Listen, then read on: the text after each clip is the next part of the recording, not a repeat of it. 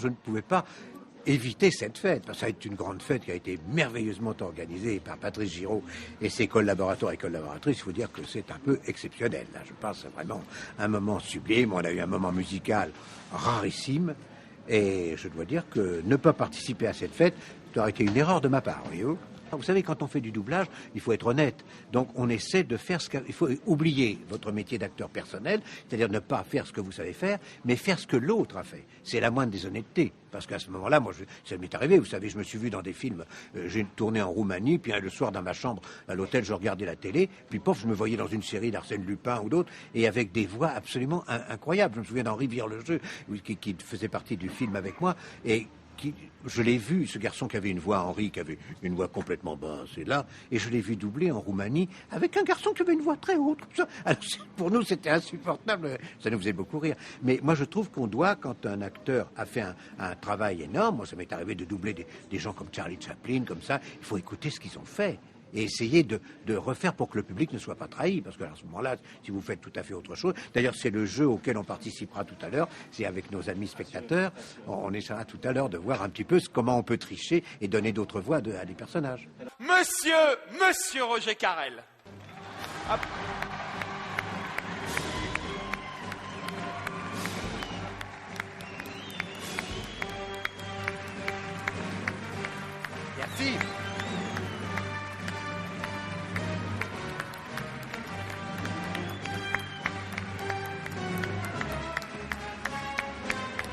Merci.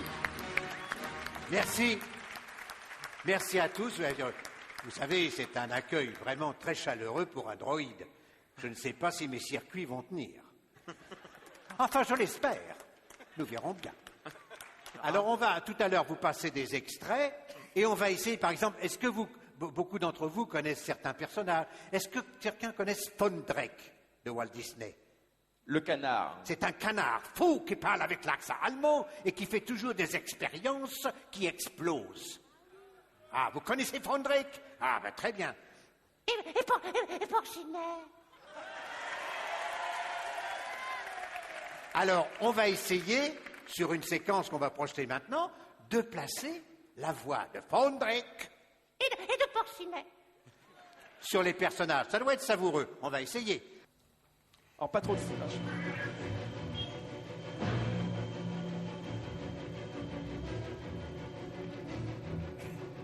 Les plans de l'étoile noire ne sont pas à bord de cet appareil, monseigneur. Où sont les plans codés que vous avez interceptés? Parlez, qu'avez-vous fait de ces plans? Non, on n'a intercepté aucun plan secret. C'est un vaisseau consulaire, en mission diplomatique, monseigneur. Si c'est un vaisseau plénipotentiaire, où est l'ambassadeur? Commodore, fouillez ce vaisseau de fond en comble, qu'on retrouve ses plans et qu'on amène les passagers vivants. Attention.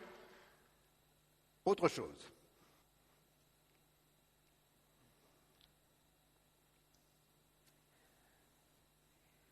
Ah, mais dites-moi, c'est vrai que vous avez des ganglions terribles. C'est horrible, docteur, ça fait un mal de chien. Surtout quand j'avale. Je comprends. Faites voir un petit peu la course. Oh oui, ça va pas fort, mon pauvre ami. Oui, je la vois au fond. Bah, on va enlever ça. Mais il y en a marre. L'assistante se trompe tout le temps dans le dosage de l'anesthésie. Vous le finissez? Moi, je vais fumer une clope. Oui, mais vous voyez, le vieillissement pour un droïde, ça se voit pas du tout. Hein. C'est ça qui est formidable. Je suis caparaçonné de telle façon que je reste comme j'étais il y a, vous voyez, depuis 77. Je n'ai pas changé. Ne dites pas le contraire. Alors, je pense que dans la séquence suivante, j'avais repéré quelle voix on va faire. Je regardais les voix qu'on peut faire. Ah, vous connaissiez bien sûr Kermit, la grenouille. Un joyeux Kermit. On va essayer de le placer. Et un personnage que vous connaissez certainement aussi, c'est Maestro. Ah, vous connaissez, avec sa grande barbe, le grand Maestro. Eh bien, on va voir ce qu'on peut faire maintenant sur la séquence suivante. À tout de suite, les amis. Il est fantastique, il fait tout, c'est génial.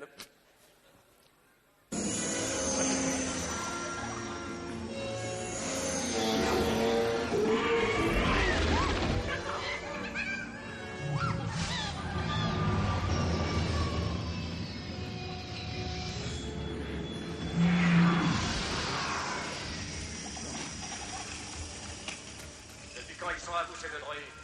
Il y a bien 3 ou 4 saisons. Nous venons pour les vendre, êtes-vous preneur? Montrez-moi votre carte d'identité.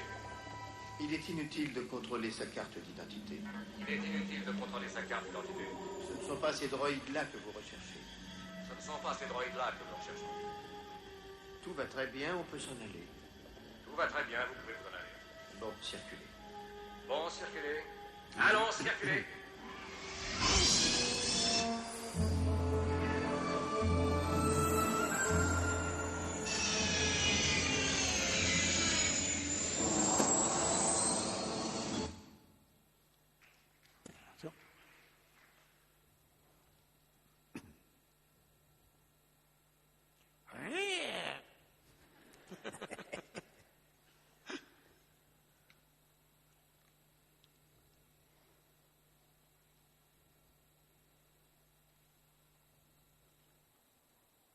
Ah, vous allez où comme ça?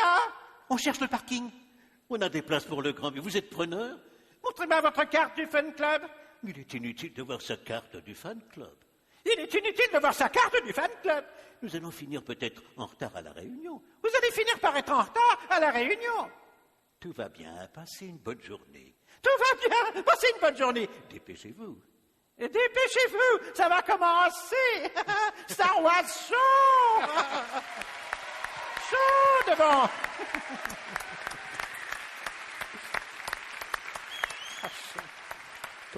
Comment ça, il est inutile d'avoir sa carte du fan club? Qu'est-ce que c'est que cette histoire? Il est vital d'avoir sa carte du fan club. Vital d'avoir sa carte du fan club. Fan club. Ce choix s'est fait d'abord parce que d'abord on a été un peu surpris d'avoir très vite ce film qui était une exception rarissime puisque de toute façon on allait découvrir je voulais dire un western intergalactique, ce qui n'existait pas du tout avant, avec des effets spéciaux tout à fait exceptionnels. Et je dois dire que Michel Gast, quand il a reçu de la Fox cette convocation pour voir le film, a été éberlué le premier. Lui, il a dit je viens de voir une chose gigantesque, absolument exceptionnelle, donc on va se réunir entre acteurs et on a fait des essais pour savoir exactement. Et moi, j'ai eu le bonheur de tomber sur ce charmant C3PO qui s'appelait Z6PO à l'origine.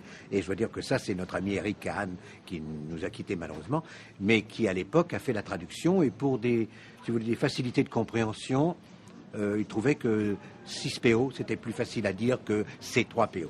Mais après, l'exigence a voulu qu'on revienne, et puis maintenant, je m'appelle C3PO. Mais je dois dire que c'était pour nous un moment rarissime dans le doublage. Bon, nous sommes tous des acteurs de cinéma, de théâtre, mais le doublage, on aime bien être surpris aussi par des choses, souvent, ou des rôles un peu... Mais là, on tombait dans un domaine tout à fait inconnu, c'était magique. Et on ne savait pas du tout l'impact que ça allait avoir. Parce qu'on se disait, est-ce que les gens vont le recevoir bien, mal, moyen, disons oui.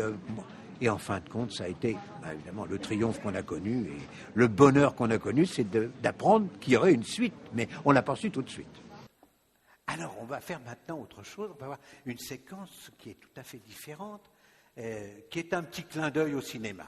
Je vous fais la surprise. Allons voir ça. Oh, you.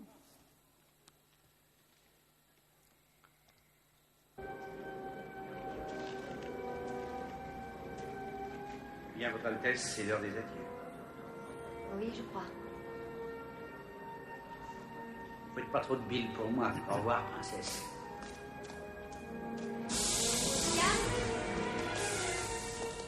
Oui, seigneurie. Je croyais que vous aviez décidé de rester. Le chasseur de primes qu'on a rencontré sur Ornementel m'avait changé d'avis.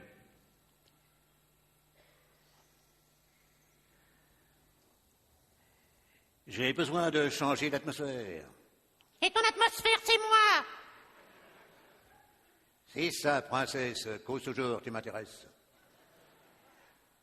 Atmosphère, est-ce que j'ai une gueule d'atmosphère? Mais qu'est-ce qu'elle a encore? Je suis une atmosphère, toi, t'es un drôle de bled. Eh ben, j'y retourne dans mon bled. Voilà. On triche, hein? Arletty et Star Wars. C'est une horrible tricherie, hein? Vous voyez, on peut trahir un film comme ça, vous vous rendez compte? En changeant les voix. On trahit. C'était un petit peu émouvant de se dire, bon, c'est peut-être le dernier. Mais ce qui nous rassure un peu, c'est qu'il y a quand même...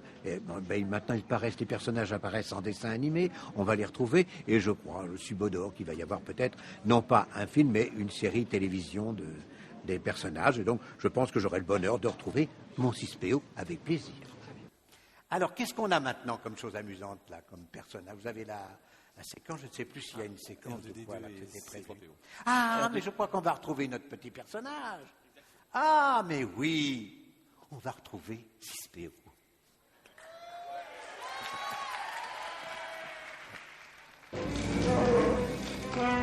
Non. Celui-ci va ici. Celui-là va là. Oui. R2, tu prendras bien soin du commandant Luc, d'accord? On prendra bien soin du commandant Luc, Prends bien soin de toi aussi. Seigneur,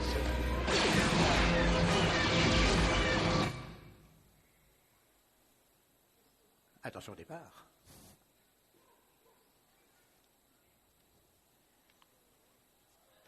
Ah, pas si vite. Ah, mais pense un peu aux autres. Tu l'as fait plein de fois, Space Mountain, et moi jamais. Ah non, vieux, tu as pas un rat. Oh, non, t'es dégueulasse. Oh, dégueulasse.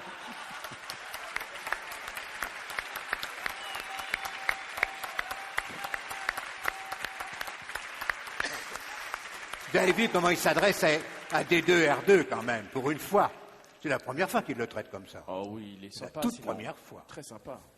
Quel personnage quand même qui change par moment de sentiment là.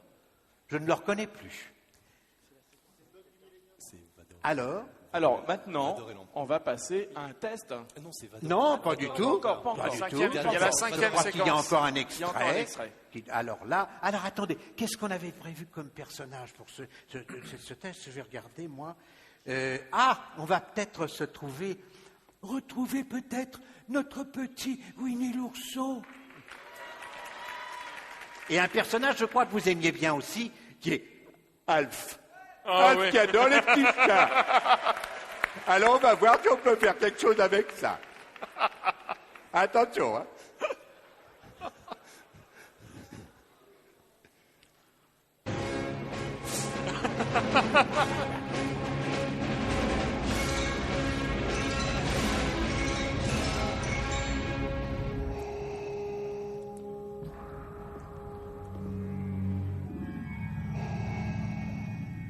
Que désirez-vous, mon maître?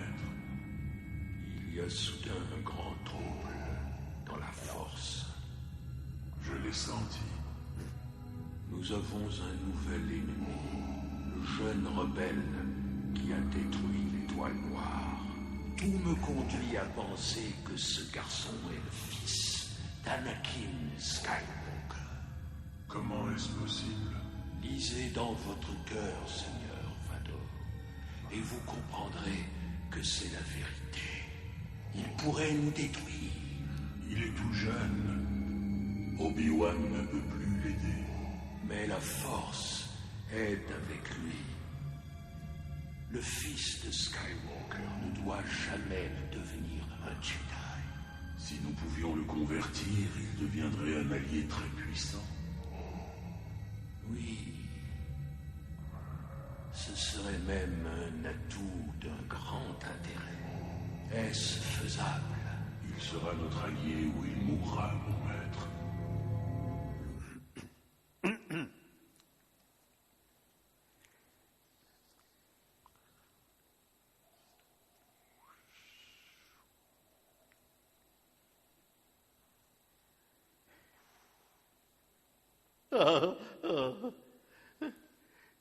Que désirez-vous, mon maître?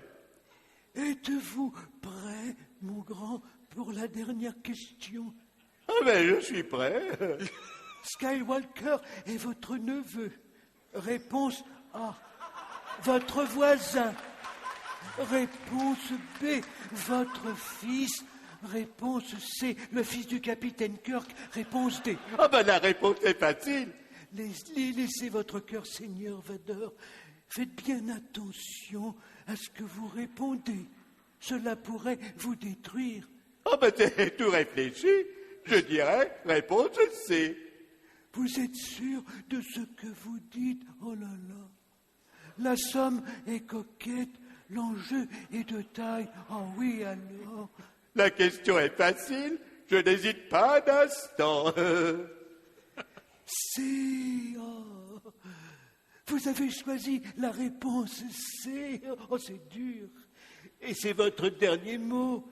Oui, Jean-Pierre, c'est mon dernier mot. Ah, j'ai gagné un pot de miel. Roger Carrel. Incroyable, incroyable. Juste la voix de Alf encore un petit peu. La voix de sans problème. La générosité de Roger, en fait, transparaît tellement dans ses voix que c'est ça qui en fait le succès. T2R2, oui. Il n'est pas venu. Il est encore en retard, comme d'habitude. J'en suis navré. Et je vous dis à tous, à bientôt. Peut-être dans d'autres circonstances. À bientôt. Chewbacca, un mot. Un bisou.